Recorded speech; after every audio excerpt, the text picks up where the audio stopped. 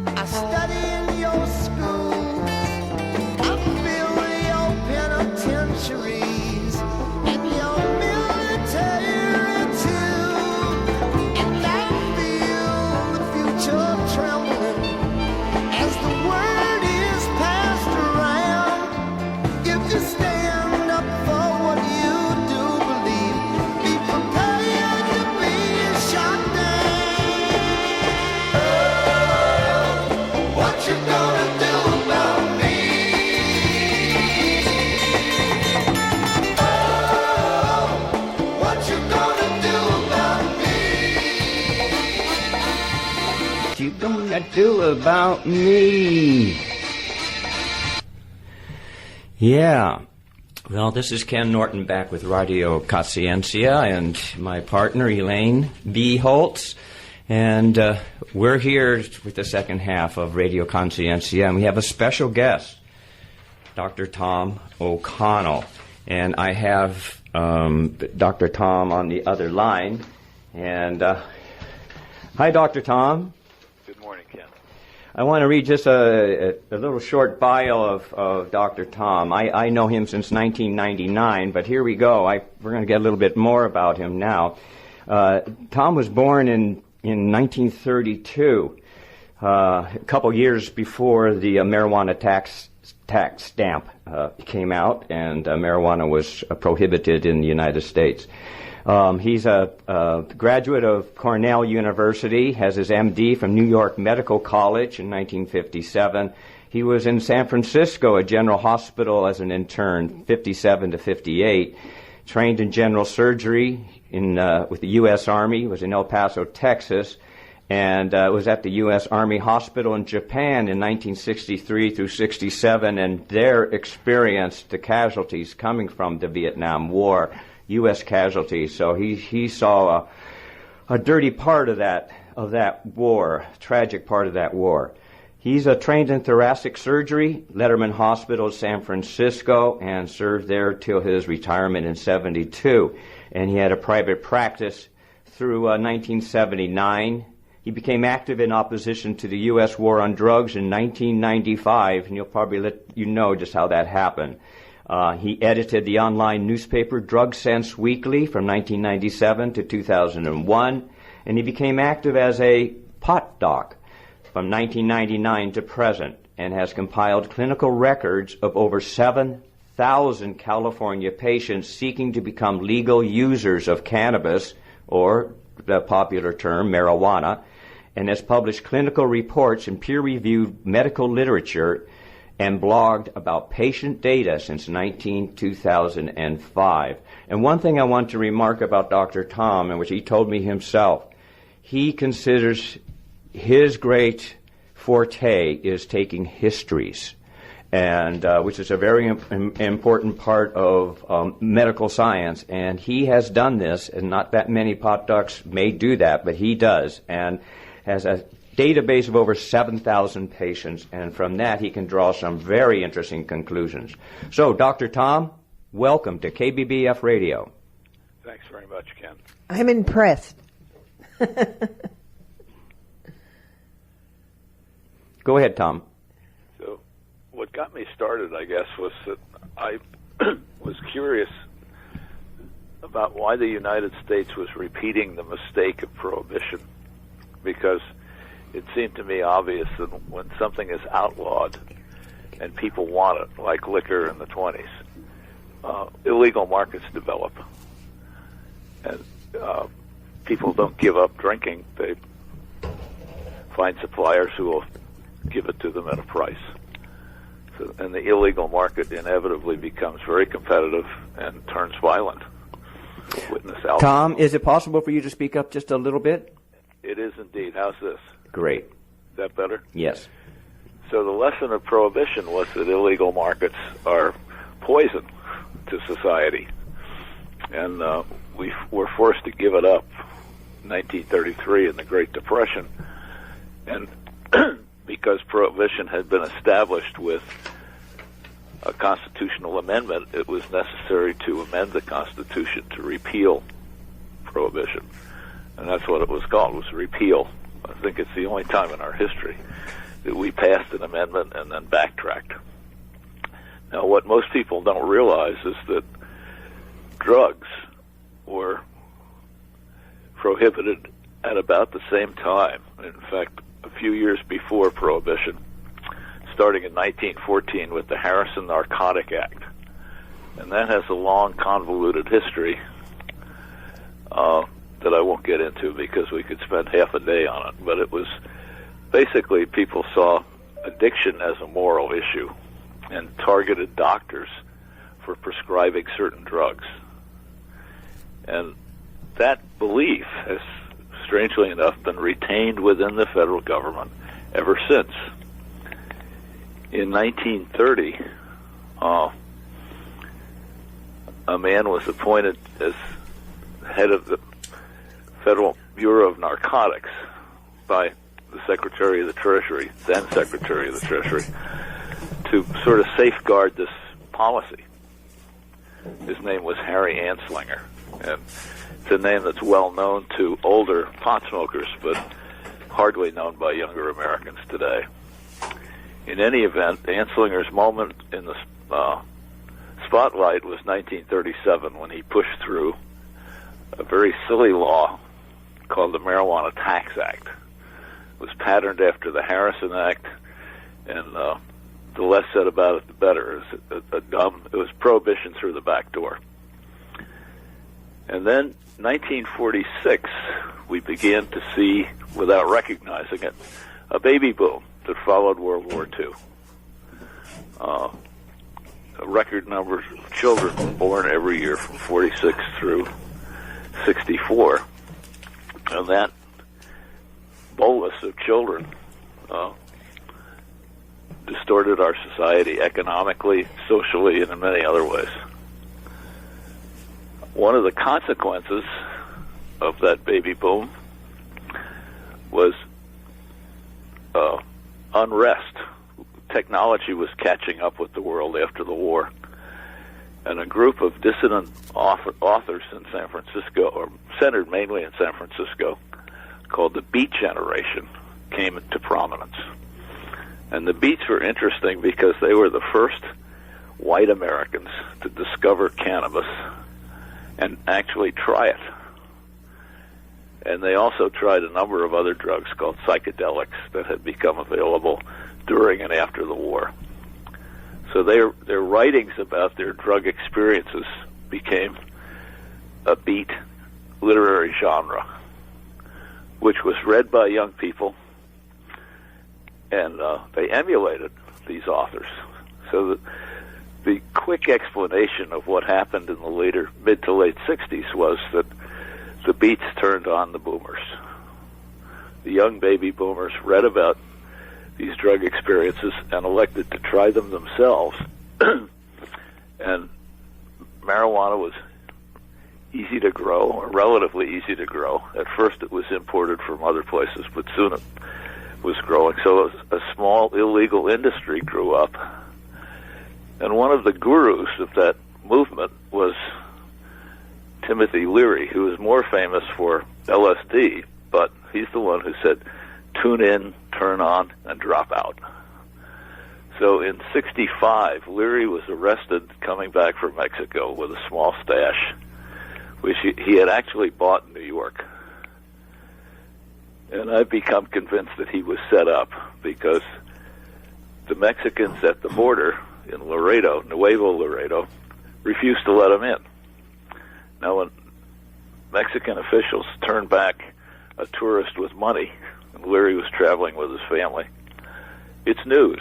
It's man bites dog type of news.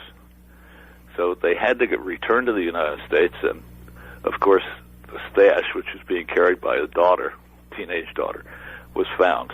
This stash, you mean the marijuana? His marijuana, which he probably bought in New York, where he lived. So in any event, he was tried and sentenced to 30 years. And he appealed his sentence. And as it turned out, the Supreme Court in that day was the Warren Court, the notoriously liberal Warren Court that had just dealt with self-incrimination in the Miranda case. So they bought his arguments that the government policy was one of self-incrimination.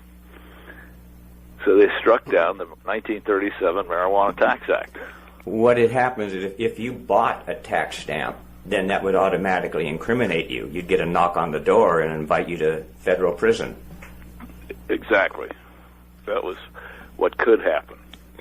And the law had been of little importance because the market that existed between 1937 and the mid-60s was tiny.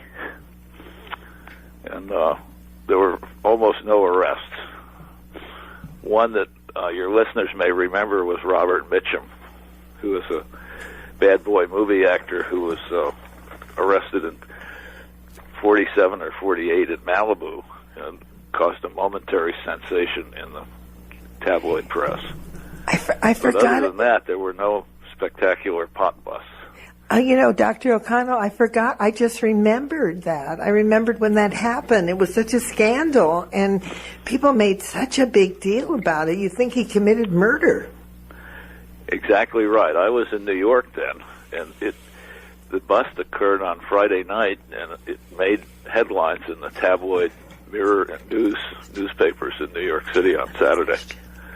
The national TV had yet to happen, so it was all tabloid driven. And how was marijuana perceived as such a sinful and satanic thing? That's an interesting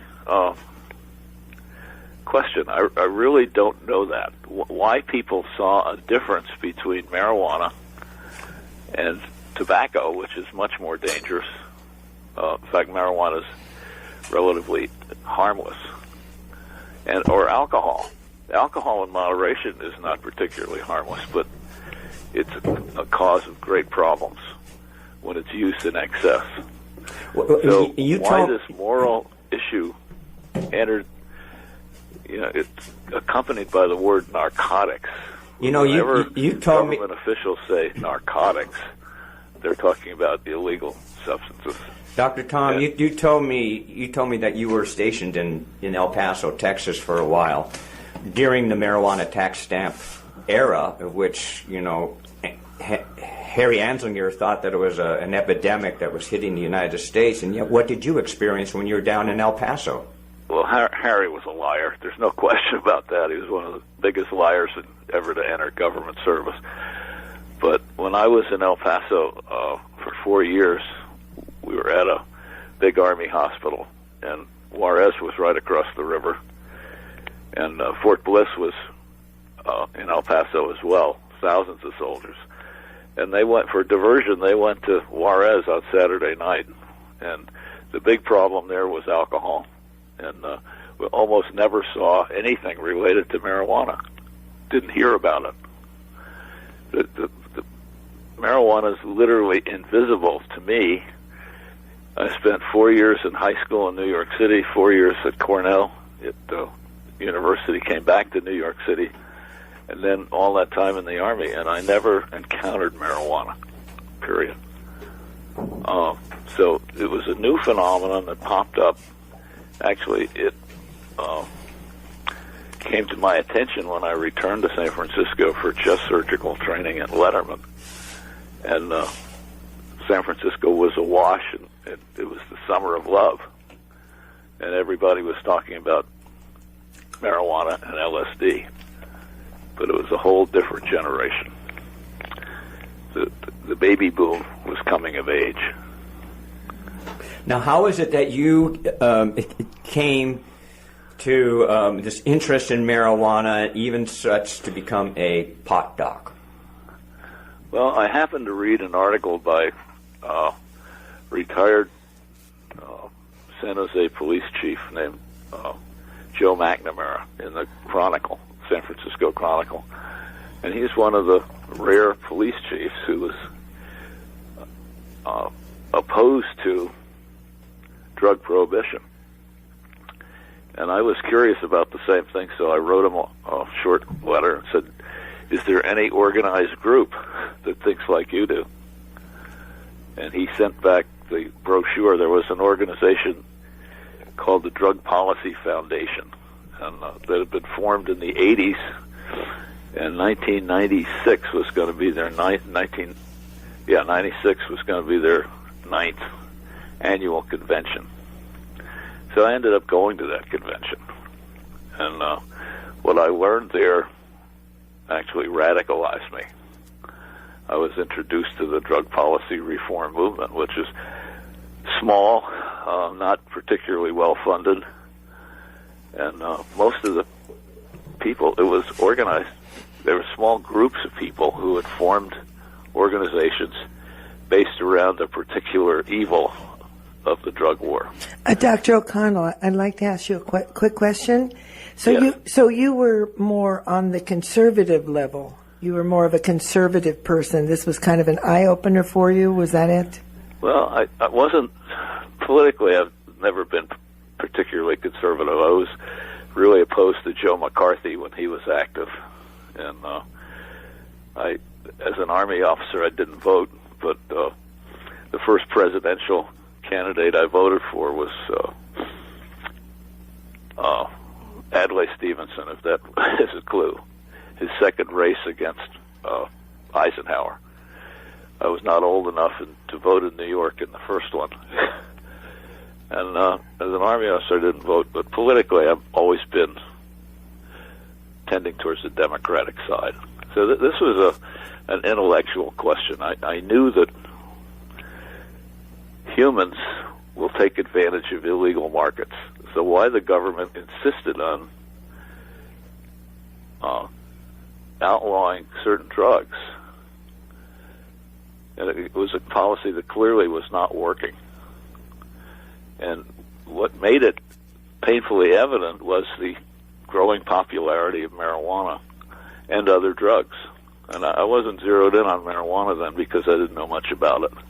Well, then, you talked to me about what's called a natural experiment.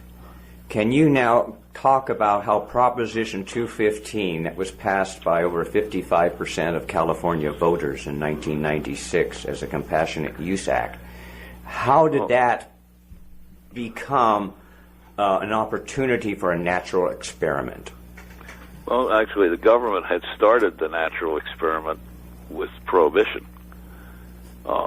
Only a government can prohibit something legally. So the Prohibition Law was the experiment. And the results of it could not be really tabulated or measured until 215 was passed. So what 215 did was it required the recommendation of a licensed physician for somebody to use cannabis medically. So I was recruited to screen patients seeking to use cannabis medically. And this was 5 years after 215 had passed, so I was literally unaware that they were even having trouble finding doctors to do this. At the time, I was retired. I had lots of spare time, and I said yes. So I began to see a succession of people seeking my permission to use a drug I didn't know anything about.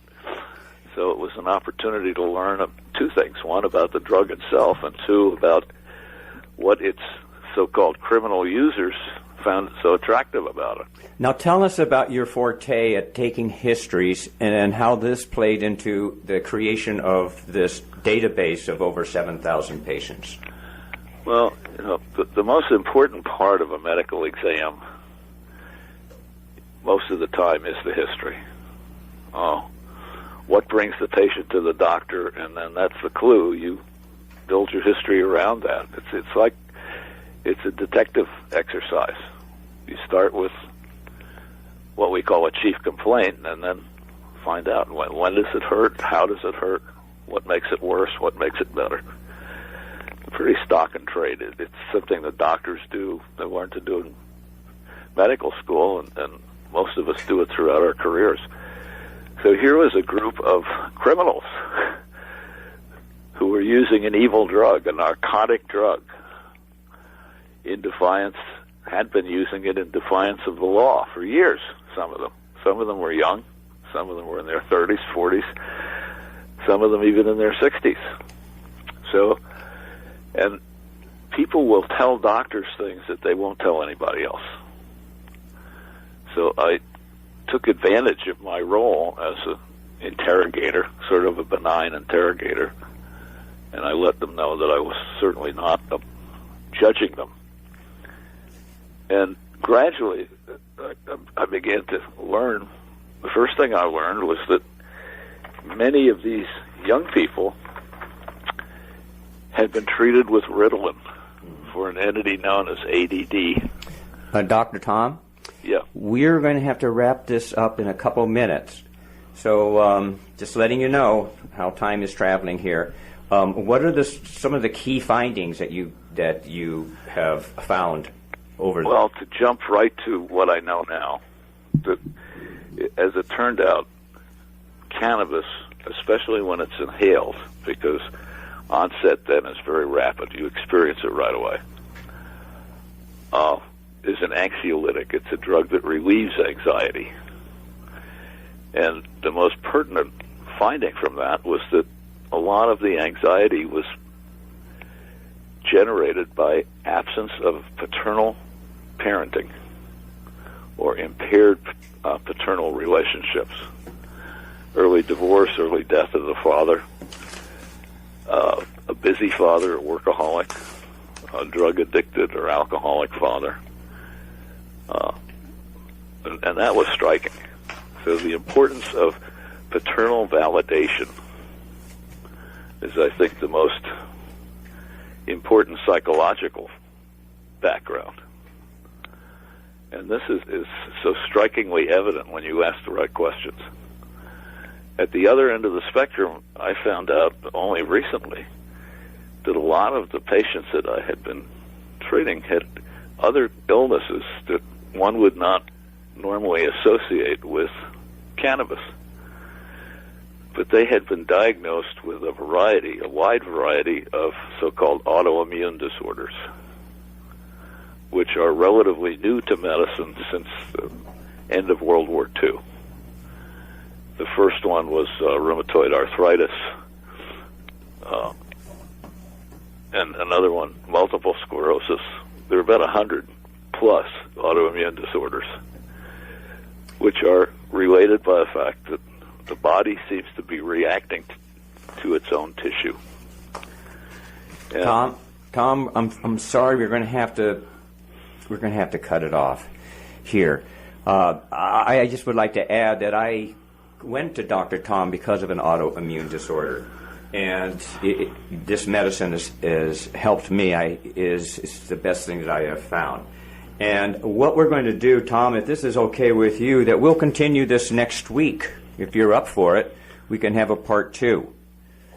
What do you say? I'd love to do that. Would you love to do that? Okay, so everybody, we're tune in to Radio Consciencia next Monday, and in the second half of the show, we will again have Dr. Tom O'Connell on to explain his findings, which, well, autoimmune diseases affect over 20% of Americans, so I would think this would be a very big news, something that suppresses inflammation and yet modulates the immune system. It doesn't suppress the immune system, so much better than the cortisone.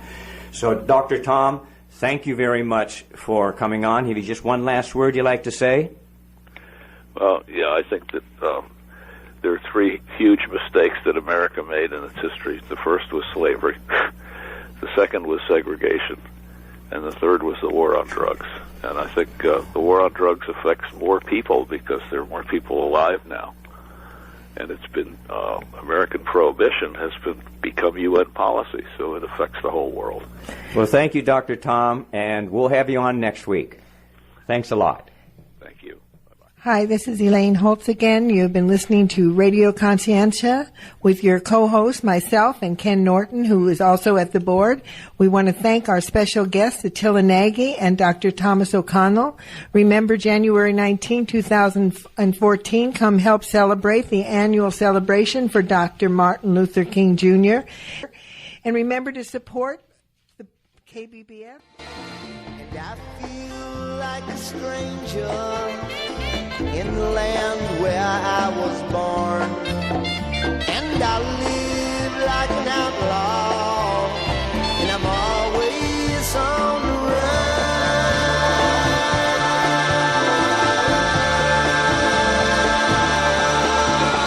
and I'm always getting busted, and I got to take a stand.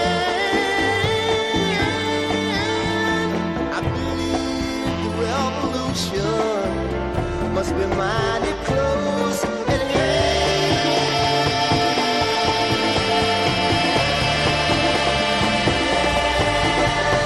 Oh, what you gonna do about me?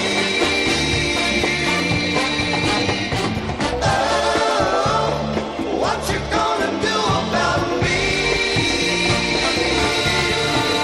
I smoke marijuana, but I can't get behind your walls. And most of what I do believe is against most of your laws. I'm a fugitive from injustice, but I'm going to be free. 'Cause your rules and regulations, they don't do the thing for me. What you gonna do about me? Oh, what you gonna do about me? And I feel like a stranger in the land where I was born, and I live just like an outlaw, and I'm always on the run.